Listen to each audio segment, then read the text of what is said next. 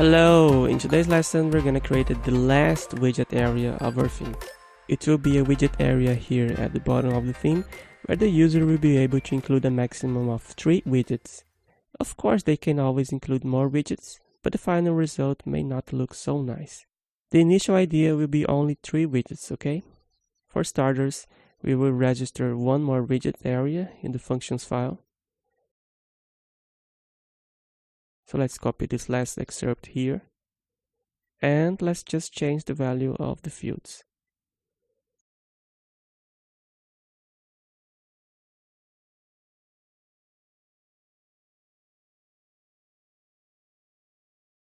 Okay, now back to the admin. Our third sidebar is already showing up here. We need 2 more sidebars, 2 more widget areas. So let's create them.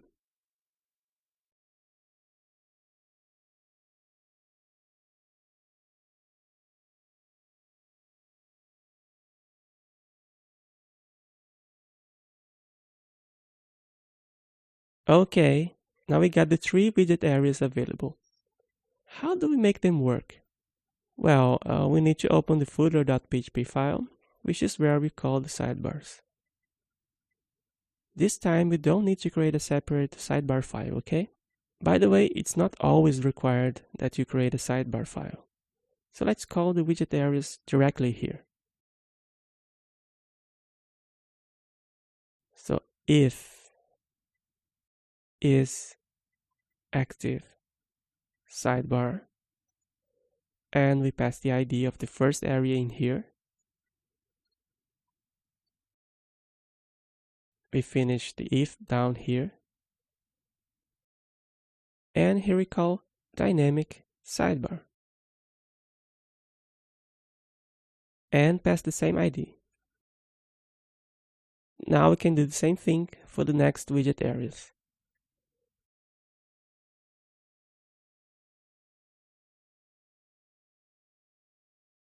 Okay, now we can see that we are in a row. So I can create a series of columns in here. Since we have 3 divs, let's call the 4 column classes for each div. And let's say these same divs will have 12 columns on a smartphone. I mean, on small breakpoints.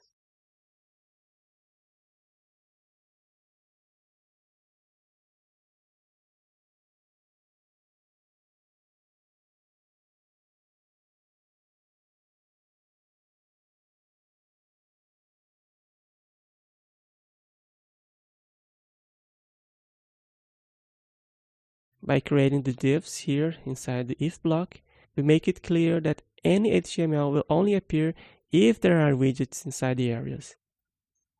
Okay, the whole structure is created.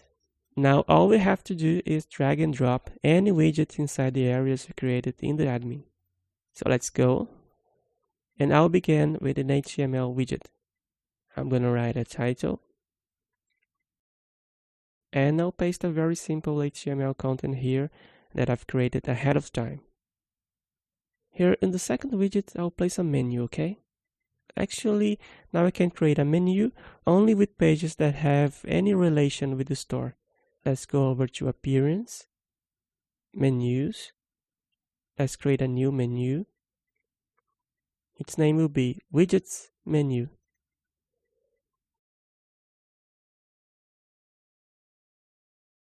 And we're gonna add some pages in here.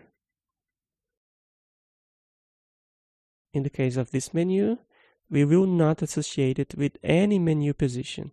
It will be kind of independent within WordPress. Let's go back to the widget manager. I will drag the menu widget here. Write a title. And now choose that menu we just created. Now to close it up, I'm gonna bring this widget in here, meta. Okay, let's see how it looks like on the front end. Not bad. It's working quite right. We got the 3 widgets here. And as you can see, they're also totally responsive. With a little CSS, it's going to look really nice, don't you think? Before I finish this lesson, I'm going to anticipate a topic that we're going to cover in the next sections of this course. You've seen that there are several widgets already available in the WordPress admin, right? Some of these widgets are native to WordPress, like the HTML widget or the widget menu that we used in this lesson. Others get installed when you include WooCommerce in the theme, like that price filter and many others. That's both good news and bad news too. It's good news because there are several features that your user can add to the theme, not to mention several other widgets and plugins that they can download to make their site even more interesting for the client. And the bad news is that if you want to sell your theme or redistribute it within the official WordPress repository, all the widgets that you include in the theme needs to display correctly and should also work correctly in all widgetized areas. And I repeat, in all widgetized areas, without any exception. That's right, this is a requirement of both WordPress.org and ThemeForest that I am already anticipating here, since we're going to have a section only to talk about this list of requirements, in particular about the very strict rules of WordPress.org. The point is that you never know how the end user will want to use the theme. You never know which widgets he or she will want to use and where he or she will want to place these widgets. You don't have to worry about third-party widgets, but WordPress and WooCommerce widgets have to work and look nice on your theme. Otherwise, the user won't like it. That's obvious. That's why, once again I repeat, premium themes or themes that have e-commerce capabilities cost much more money. However, if you don't want to create themes for selling, you just want to create a theme for yourself or for a specific client, you don't have to worry about it. By the way, if your intention is not to selling themes, I'll tell you that you can create almost anything we want with WordPress and WooCommerce, having watched the course up to this point.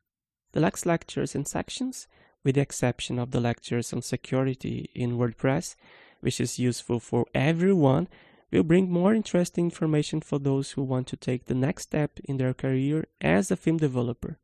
These are topics that only a few people talk about out there, and I'll bring them to you here. In the next lesson, I'll come back. And considering that the next changes we'll make will be only minor CSS changes, as you already know, I will not show those changes here. So please go ahead and download the files for the next lesson. There you'll be able to see and copy all the CSS changes that I'll make between this section and the new one. But probably you're seeing now some information on the screen telling you exactly where the changes will be so you don't get lost. So until then, take care guys.